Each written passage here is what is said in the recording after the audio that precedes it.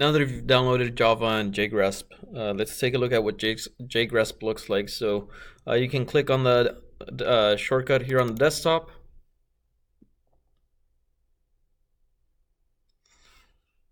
And so this is what you should see.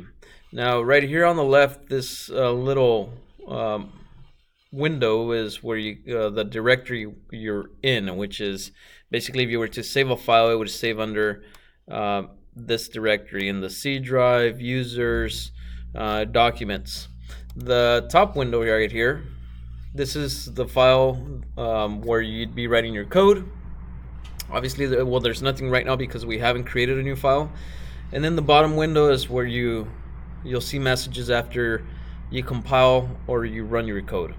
And to open a new file, you go to File, Open. Now you'd have to look for an existing Java file. We haven't written any code, and so there is no existing file. So we don't want to open something. Rather, we're going to go to File, New, Java. And you get this right here. This is where we start writing code. Notice how the color or the word gets color coded. That's because there's special words in Java that are reserved just for the Java language. Public is one of them. Now, if you want to change the look, you can go to Settings. You can go to Font and Colors. So if I go to Colors, you can play around with the colors, but there's actually a color scheme right here. Color schemes, you can select. I like to do a light on dark, which basically gives you a dark background like that. It's really up to you, especially since you're going to be using this at home. You click Apply and you click OK. Now this is what it's going to look like every time you use jGrasp at home. Numbering the lines is also very useful.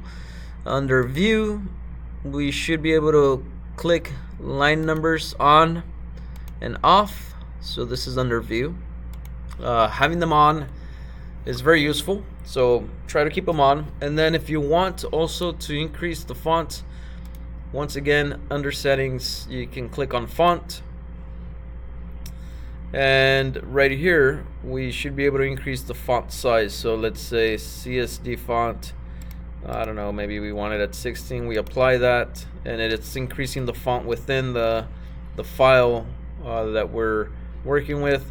Now if you want to increase the font of the whole jGrasp software, you can, at the very top where it says font scale, all fonts, you can click here, deselect that, and it allows you to change this to like maybe 1.5. You apply, and you see how everything kind of stands out a little more. It's really up to you how you want to set this up at home. I am gonna go back to a 1 here. Actually, I'll leave it like at 1.2, and it's a nice in between. And so this is what we get. And we apply and we click OK. I would highly suggest that in your desktop you create a folder. So right click, create new folder, and call it APCSA, and that you store all your files in this folder. Best way to do that is if you go back to jGrasp, you maybe write a file. So I'll do a quick one.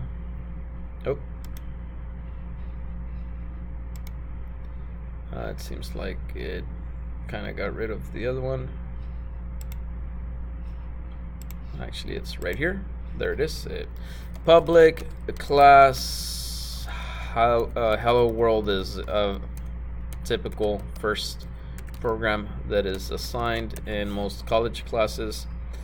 This is what it will look like. Public class. I'm going to explain all this in a future video, but oh, I'm sorry, not public class. Public static void main, in parentheses, string, square brackets, args, and then the curly braces, and we do something like system.out.print.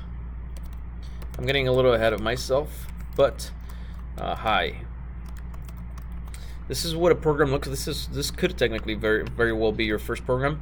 You go to File, Save As, and you look. So you can, on the scroll down menu, you can click on Desktop, which is the folder where we just created.